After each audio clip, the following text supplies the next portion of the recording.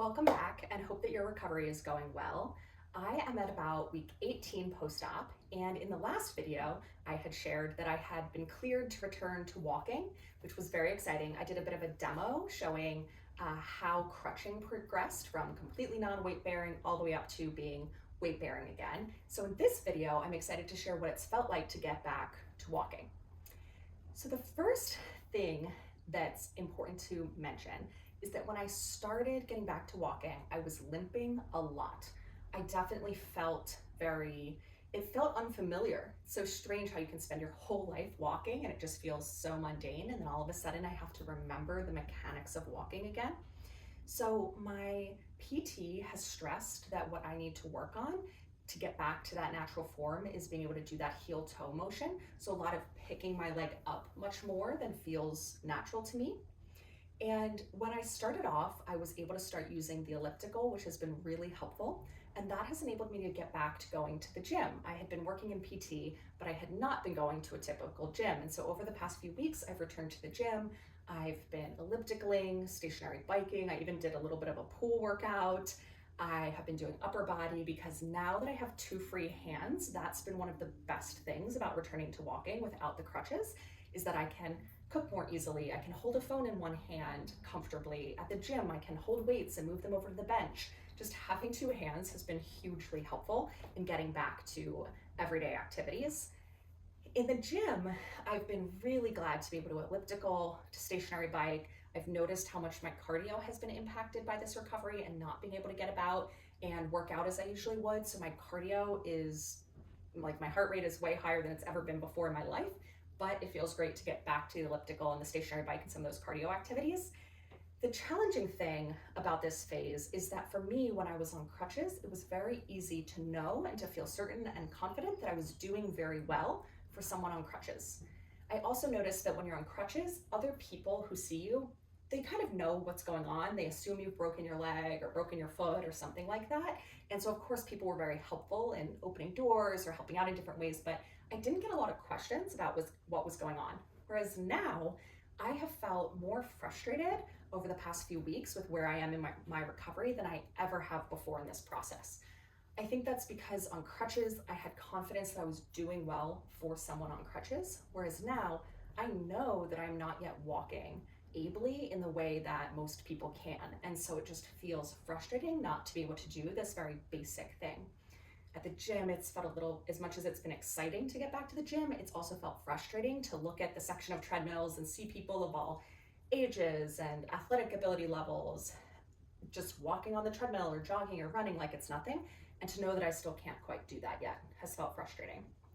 I've also noticed that people ask me a lot more questions about my injury because I think when they see someone who otherwise looks like an able adult, young adult, they assume that I'm going to be fully able, and then when they see me walk and I'm visibly limping a lot, I think people are thrown off by that and want to know what happened. And so I've actually gotten a lot more questions over the past few weeks about what happened, my surgeries, what the recovery is like, than I have gotten at any point earlier, even when I was in a wheelchair. So that's been a really interesting social experience. As far as what I've been working on in PT, I've been working on, of course, strengthening my leg, because there's so much that will help, but also working on straightening my leg. I'm not sure if you'll be able to see this, but what my PT explained is that a typical person's leg can get to 180 degrees straight, but then also can hyperextend backwards when you take a step.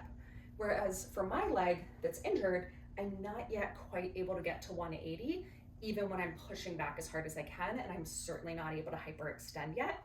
And the challenge with that is that even just missing a degree or two, which is where I am, I'm missing about 2 degrees of straight on my left leg, that can still lead to limping and can be part of why my gait hasn't yet returned to normal. So what I'm doing is I'm sleeping in my leg brace every night with it locked out at 180. It's not painful, it's just uncomfortable to do that. So it has led to some challenges sleeping. I'm waking up about 4 or 5 times a night. I haven't been able to really get a great night of sleep. But the good thing, of course, is that if I'm really struggling, I'll just wake up and take it off in the middle of the night and throw the brace aside and go back to sleep. Beyond that, let's see here. I'll give you a bit of a demo of how I'm walking at this point. So one sec, let me back up. All right.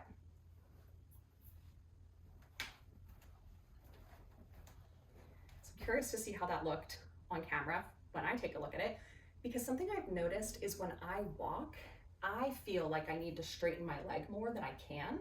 And when I see myself in a mirror, especially in profile, it definitely looks like my leg is bent from the side. But actually one of the things my PT has told me is helpful is not focusing on straightening it, but more focusing on picking it up a lot so that it helps initiate that heel toe activity. So that's something I've been working on. The final thing I'll mention is stairs. So I've been able to start getting upstairs without any pain and somewhat naturally. I'm still not 100% there, but I'm able to sort of go up each step with each leg, as opposed to before where I was going one step and then pulling my leg up to meet it. I have now been able to take each step on its own. I still do so holding the banister, but it's getting more natural and I'm getting more comfortable with that. Going down the stairs, I don't yet really have the strength and flexibility in my left leg to do that. Naturally, I'm trying. Sometimes I'll hold on to both banisters and try a few stairs. It's certainly not natural yet. I've actually noticed it's easier when I go faster. I think when I think about it a lot and I try to go more slowly, it actually puts much more weight on this leg than when I just try to do it quickly, but that's still a work in progress. So where I am right now is it's not very painful, fortunately, to stand. It's not very painful to go up the stairs. The only thing that's really lacking is my endurance. I'm doing about 3,000 steps a day. My max thus far has been about 4,000 steps in a day, but 2,000 of those steps were on the elliptical, so not real walking steps.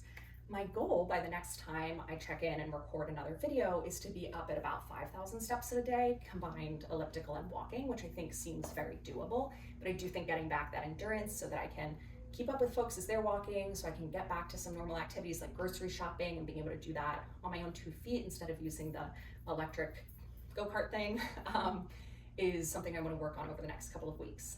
So let me know how your recovery is going. Let me know if you have any questions about this stage. And otherwise, I'm hoping that when I check in next, I'll have gained some strength and gotten better at going downstairs, and I'll have upped my endurance when it comes to walking.